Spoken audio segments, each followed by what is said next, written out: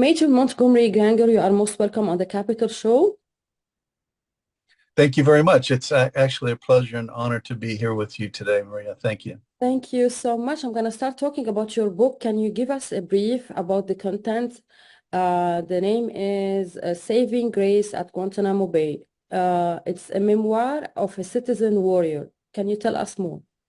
Certainly. My unit was activated after the attacks of 9/11 to help stand up the mission of detention operations at Camp X-Ray, Guantanamo Bay, Cuba.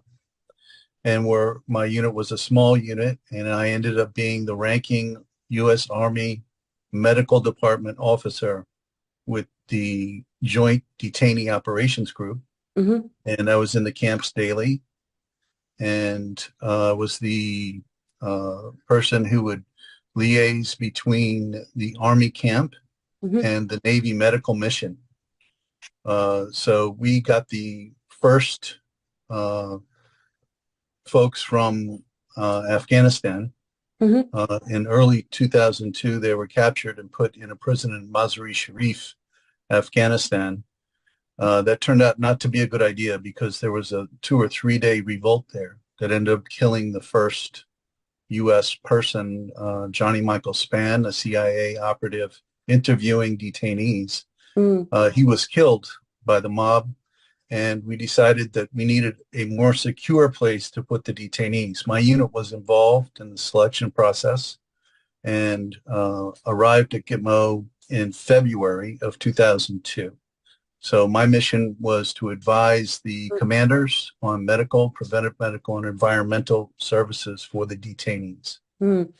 But from your experience, do you think that the U.S. can win its war on counterterrorism? Does the U.S. in this time needs to mobilize reserve troops to defeat terrorists all over the places?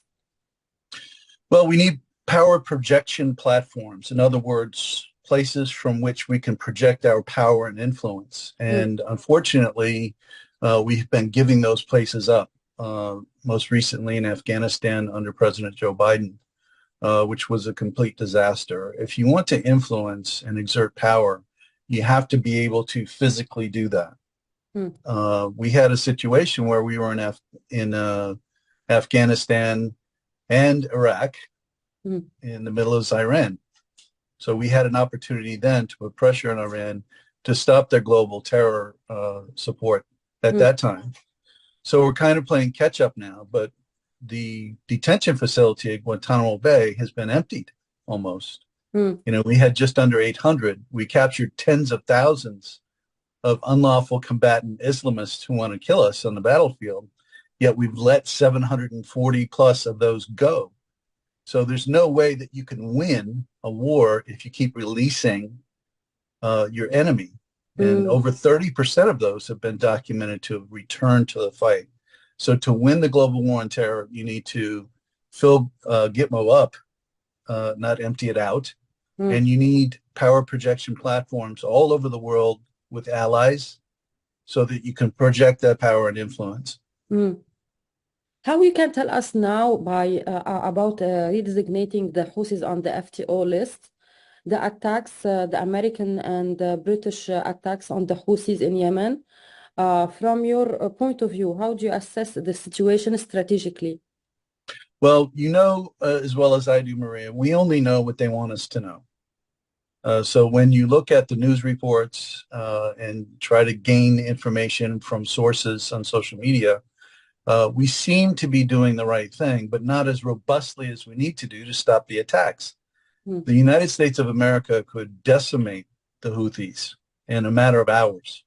And yet it seems like we're playing tag with them instead of doing what's absolutely necessary to stop the attacks. They have one missile that could destroy a U.S. ship.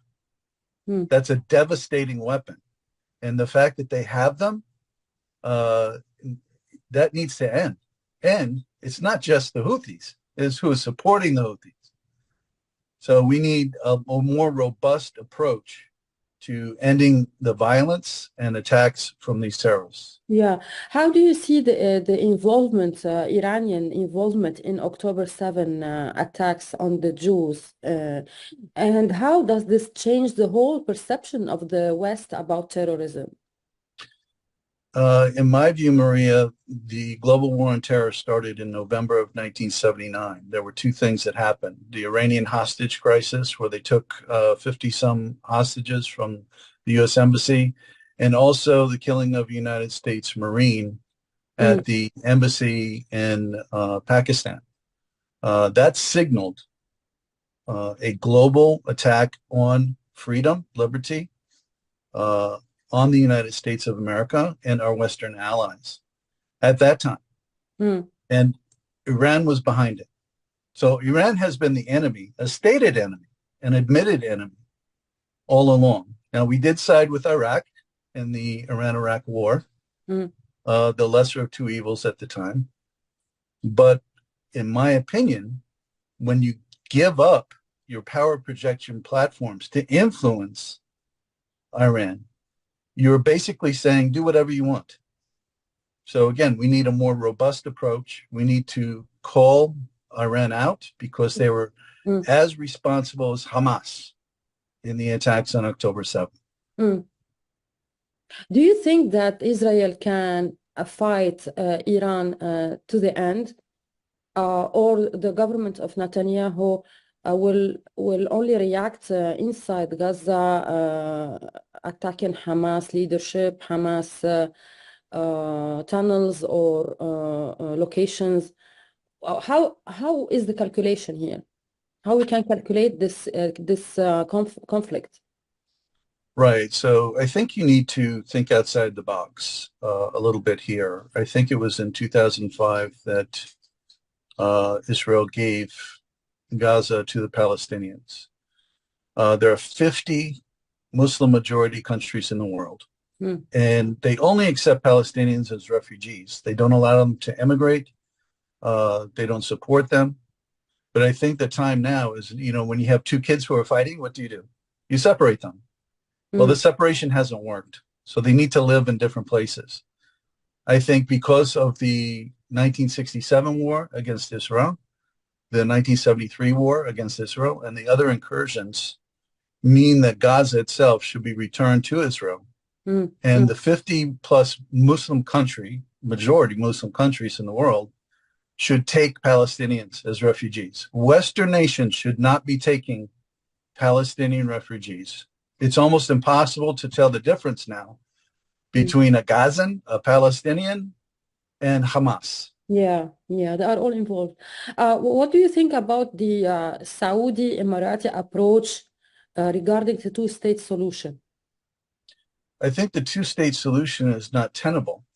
That's been proven over and over again. When you give them self-determination, they vote in Hamas. Hmm. Hamas are supported by Iran, and Yeah, that is a global terrorist organization. It's not going to work. A two-state solution does not work. The land should be given to Israel because they have been over and over again attacked mm, with the goal of from the river to the sea, mm, which is genocide. So yeah. their enemies make no bones what they want. They want to get rid of Israel. They want to get rid of all Jews. Mm, mm. Several comments said that October 7 proves that the United States cannot protect Israel all the time, and Israel sometimes fails to protect itself. How do you see the support of the Biden administration toward Israel? I think the support from the Biden administration is lacking. It does not reflect, I think, the majority of Americans. I think things like calling for a ceasefire is capitulation. I think any meddling in how Israel chooses to defend itself is wrong. A friend supports a friend. A friend doesn't tell a friend how to do their business. Mm, And I think a true friend of Israel is one who, if they have disagreements, they do it privately, not publicly. mm. How do you assess the experience of the Abraham Accords in the region? Um, it's not working. I think, if we look at what works, after World War II, there was something called the Marshall Plan. And if you look at Germany, Japan, and Italy today, our enemies in World War II, they are three of the most prosperous, peaceful countries on earth, not despite the United States, but because of the United States and other countries that came together. What the Middle East needs is a Middle East Marshall Plan to come together and work together to address the issues that are causing conflict. And until the Arab countries, the Muslim majority countries, can come together as a group and deal with these situations, I don't think that any Western nation or Israel itself can solve any of the problems. Mm.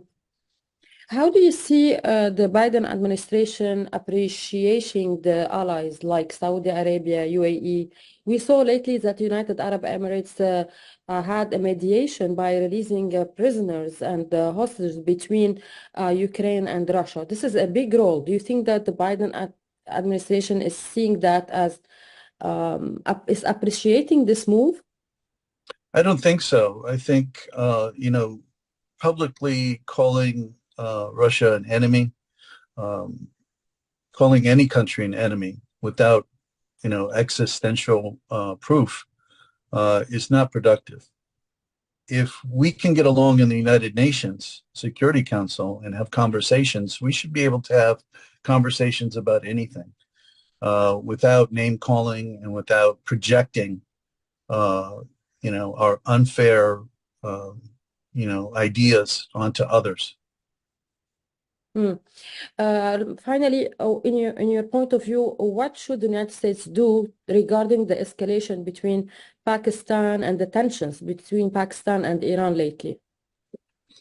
Right. So I think any effective approach, Maria, has to be a coalition. So, for example, when the United States went into Iraq in 2003, people forget this. It wasn't unilateral. It was a coalition of 40 countries with a unanimous UN resolution for the use of force.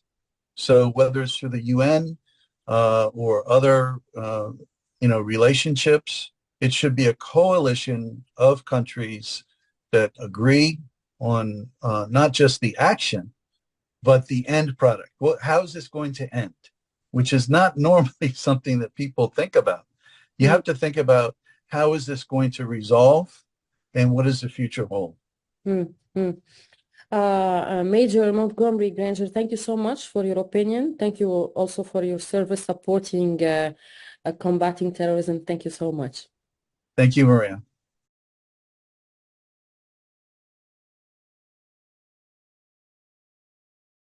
Hey, Maria Malouf here. Please click to like and subscribe to Maria Malouf TV YouTube page and catch our hottest interviews and most compelling analysis. You will not get it anywhere else.